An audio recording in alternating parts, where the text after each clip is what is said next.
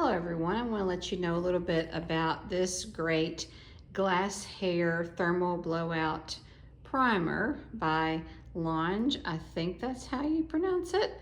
I got it and I started using it, and it does help my hair, which is very thick and kind of coarse.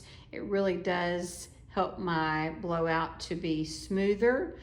But one thing that I had not counted on that I would like to use this for is just to freshen up my hair. This smells so good. I don't know what they put in this stuff, but it is one of my favorite fragrances. So I will use my hair like for the second or third day. I'll spray a little bit, kind of put it through my hair, brush it through my hair, and it seems like it perks up my hair and it makes my hair smell so delicious.